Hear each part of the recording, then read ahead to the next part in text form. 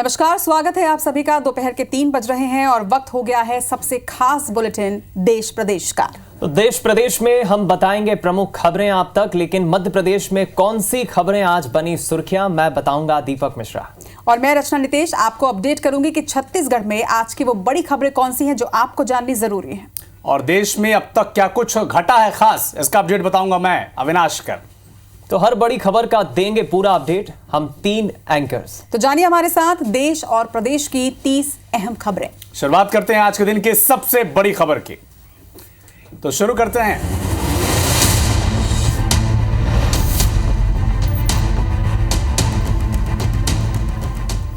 सबसे पहले एक बड़ी खबर आपको बता दें। बड़ी खबर तो नहीं कहेंगे, लेकिन आप सोचकर हैरान होंगे कि क्या ऐसा भी भला हो सकता है। खबर इंदौर से आई है। कांग्रेस के कुछ नेता दरअसल डीसीपी को ज्ञापन देने पहुंचे थे। ज्ञापन देने के पहले कुछ कांग्रेसी नेताओं ने चाय के ठेले पर पहुंचकर चाय पानी पी। वहां पर एक लंबा बिल बना। युग पुरुष आश्रम मामले में डीसीपी को ज्ञापन देने पहुंचे कांग्रेसी कार्यकर्ताओं ने करीब 23 चाय ऑर्डर की, 23 चाय पी, एक पानी की बोतल ली, लेकिन बदले में एक भी रुपए नहीं चुका है। अब इस पूरे मामले में जो चाय बेचने वाला ठेला चालक है, उसने इस मामले की शिकायत की है। उसने आरोप लगाया है कि कांग्रेस के नेता कार्यकर्ता बड़ी संख्या में यहां आए, उसके ठेले से कई सारी चाय उन्होंने ली, लेकिन बदले में 1 रुपए का भी भुगतान उन्होंने नहीं किया। कांग्रेस अध्यक्ष देवेंद्र यादव के नेतृत्व में ये सभी ज्ञापन देने पहुंचे थे। 25 कांग्रेस के कार्यकर्ता 250 रुपए बिना चुकाए वहां से चले गए, जिनकी तलाश ये चाय वाला कर रहा है। हालांकि इस मामले की जानकारी के बाद अब सियासत भी गर्मा गई है। विपक्ष में बैठी कांग्रेस पार्टी ने कुछ ऐसा काम किया है कि सत्ताधारी दल को बोलने का मौका मिल गया है। चुटकी ली है बीजेपी प्रदेश प्रवक्ता नरेंद्र सलूजा ने। उन्होंने कहा है कि हमारे प्रधानमंत्री चाय वाले हैं, इस वजह से कांग्रेसियों को चाय वाले से ही नफरत हो रही है। बीजेपी नेता नरेंद्र सलूजा ने चाय वाले को पहुंचकर पैसे दिए।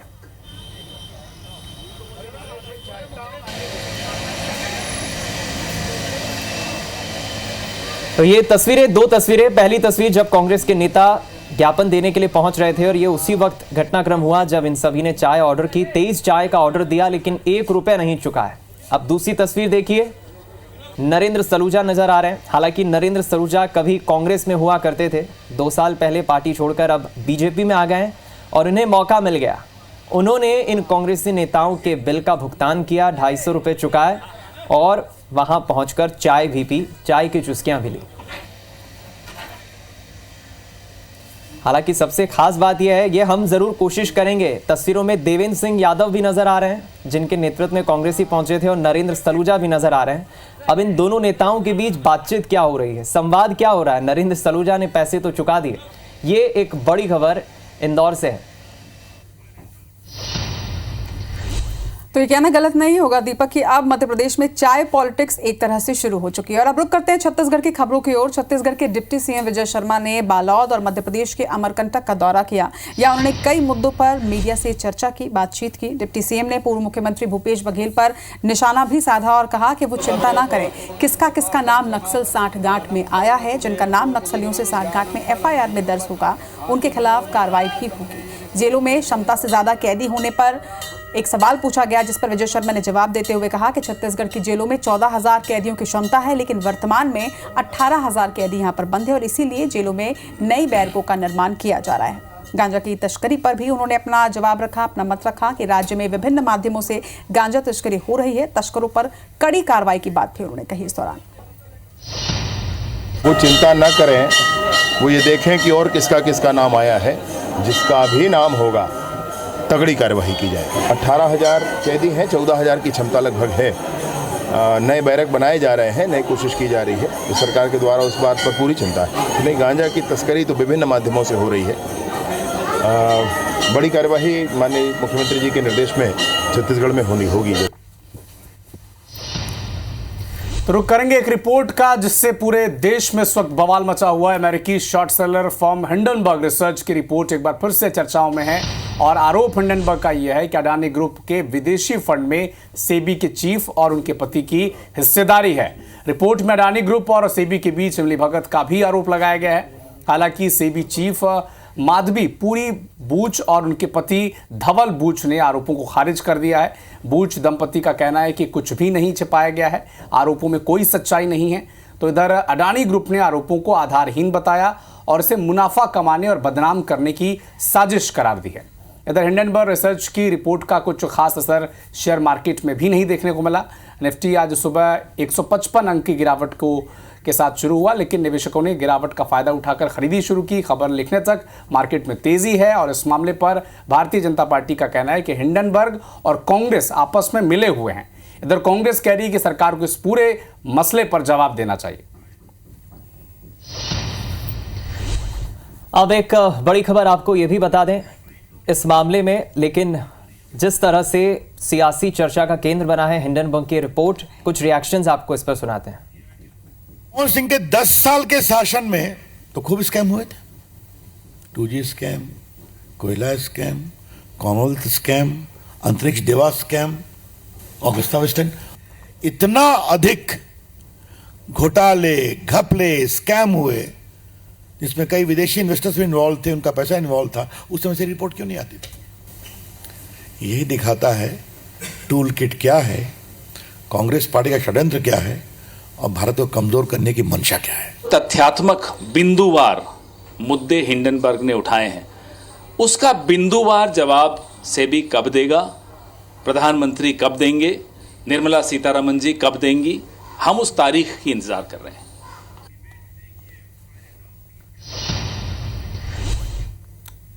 तो इसी विषय पर 3:30 बजे एक खास डिबेट आप IBC 24 पर देखना ना भूलें। आगे बढ़ते हैं। चलिए, इस खबर के बाद आपको मध्य प्रदेश की भी एक बड़ी खबर बता दें जो जरूर आगे चलकर एक सियासी चर्चा का केंद्र होगी। दरअसल मध्य प्रदेश के छात्र जो स्कूलों में पढ़ते हैं, अब वो संघ नेताओं की लिखी किताबें पढ़ेंगे। सर कार्यवाहक रहे सुरेश सोनी की 3 किताबें मध्य प्रदेश के पाठ्यक्रम में, सिलेबस में शामिल होंगी। डॉक्टर अतुल कोठारी, दीनानाथ बत्रा की किताब भी छात्र पढ़ेंगे, बच्चों को पढ़ाया जाएगा। और इस लिस्ट में कुल 88 किताबें शामिल हैं। भारतीय ज्ञान परंपरा की किताबें खरीदने का सरकार ने आदेश भी दे दिया है। RSS नेताओं की किताबें पढ़ाने का इधर बीजेपी ने समर्थन किया है। बीजेपी प्रदेश अध्यक्ष VD शर्मा का कहना है कि इसमें कोई गलत बात नहीं है। कांग्रेस का तो काम ही विरोध करना है। नफरत का पाठ तो कांग्रेस राज में पढ़ाया गया। सरकार के फैसले का कांग्रेस ने विरोध किया।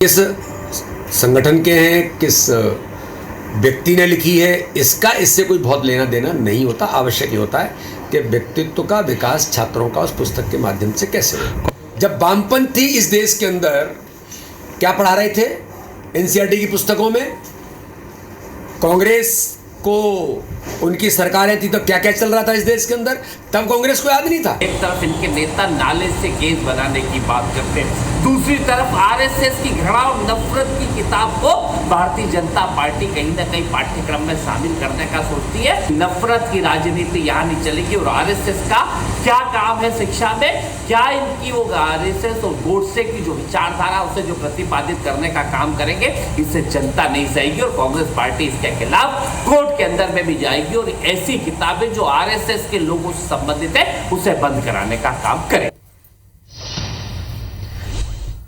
और अब एक ऐसी खबर जो सीधे जनता से जुड़ी हुई है। खबर छत्तीसगढ़ के अंबिकापुर से है, जहां पर शहर के लगभग सभी मार्ग जर्जर हो चुके हैं, सड़कें जानलेवा साबित हो रही हैं। ये खबर IBC 24 ने कुछ दिन पहले दिखाई। इस खबर का असर हुआ है और आम लोगों को होने वाली परेशानियों का जायजा लेने अब कलेक्टर और सांसद खुद बाइक पर निकले। इस दौरान अधिकारी भी उनके साथ मौजूद रहे, जिन्हें तत्काल समस्या का समाधान करने के लिए निर्देशित किया गया। दरअसल बारिश की वजह से अंबिकापुर की सड़कें जानलेवा साबित हो रही थी। सड़क पर बड़े गड्ढे नजर आ रहे थे, जबकि सड़क की बदहाल स्थिति से शहरवासी लगातार परेशान हो रहे थे। इस खबर को IBC 24 ने प्रमुखता के साथ उठाया। वहीं सांसद चिंतामणि महाराज ने जब इस खबर को देखा तो उसके बाद उन्होंने तत्काल जायजा लिया और बारिश को देखते हुए सड़कों की टेम्पररी व्यवस्था करने की बात उन्होंने कही। हालांकि लोगों को फिलहाल इससे राहत जरूर मिलेगी, जबकि बारिश के बाद व्यवस्थित रूप से सड़क का निर्माण करने की बात भी अब सांसद कह रहे हैं। अंबिकापुर से निकलने वाला चाहे रायगढ़ रोड हो या मनेंद्रगढ़ रोड हो, उसमें काफी गड्ढे हो गए थे, जिसमें चलने में लोगों को दिक्कत हो रहा था। क्योंकि अभी बरसात है, अभी स्थायी काम होगा नहीं, अभी टेम्पोररी काम ही होगा। तो अभी बरसात में चलने लायक बना रहे हैं और जैसे ही बरसात निकलेगा इसके बाद रोड को ठीक करेंगे।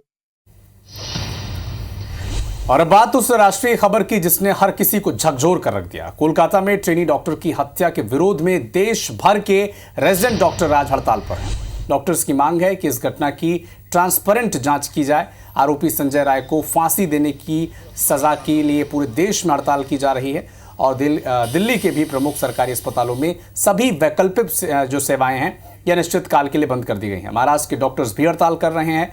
तो इधर घटना के बाद कॉलेज के प्रिंसिपल संदीप घोष ने अपना इस्तीफा दे दिया है और इसी बीच नेताओं के बयान भी लगातार सामने आ रहे हैं।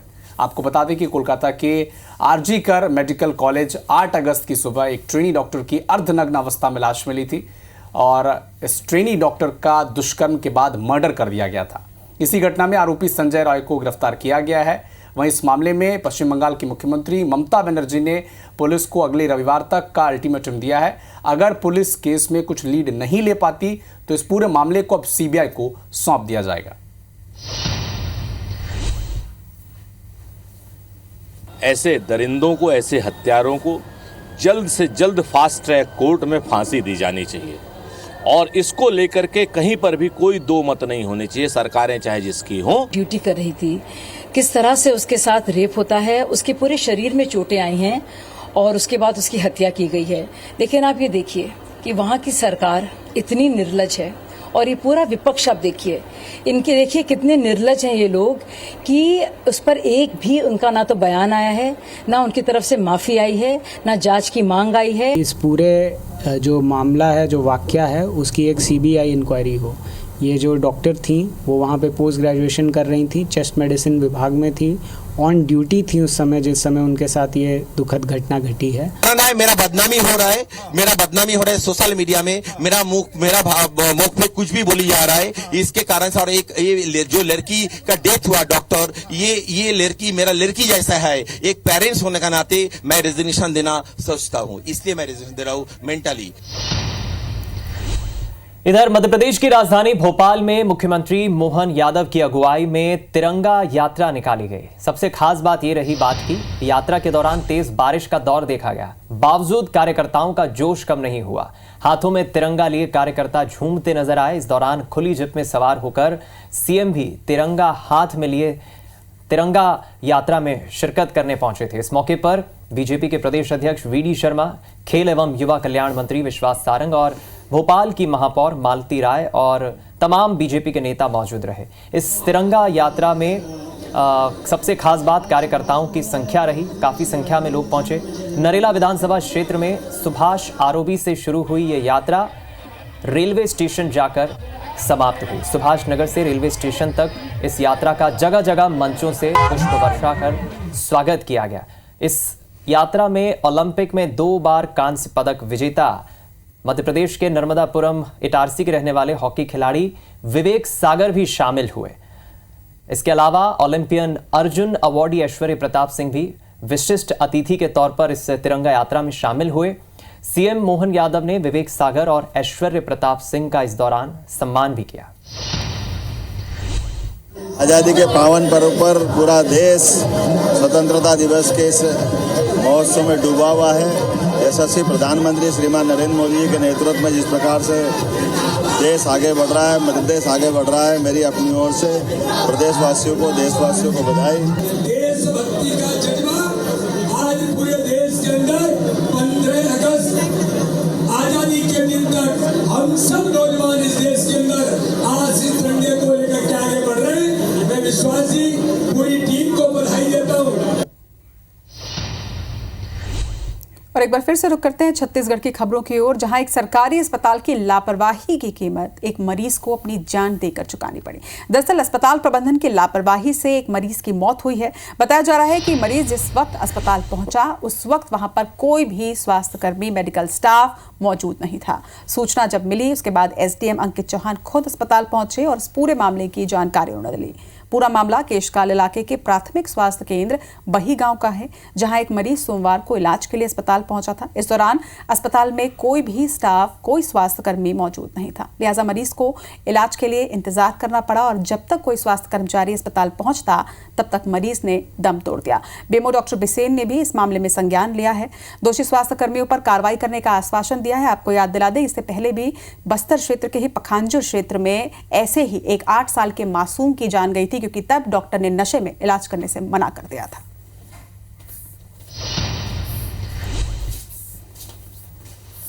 हॉस्पिटल में आने के बाद वो बोला कि मेरा ब्लड प्रेशर खूब बढ़ जाता है और वहीं पे लेट गया और लेटने के कुछ क्षण बाद उसकी मृत्यु हो गई। और उस समय तो मुझे स्टाफ के लोगों ने सूचित किया गया था कि ऐसी घटना हुई थी, पर ये नहीं मालूम था कि उस समय वहाँ पर कोई मौजूद नहीं था, जबकि इनको सख्त हिदायत दी गई थी कि सभी अपने हेडक्वार्टर और ड्यूटी पे रहेंगे। चूँकि मरीज की मौत जो है तत्काल उसी समय हो गई, तो कहीं न कहीं ये डॉक्टर और स्टाफ की जिम्मेदारी बनती है कि वो समय पर अपने रोस्टर अनुसार ड्यूटी का पालन करें। कर्मचारी हैं जो इसके दोषी हैं और अनुपस्थित पाए गए, उनके खिलाफ अनुशासनात्मक कार्यवाही के लिए हम कलेक्टर साहब को अनुशंसा करेंगे।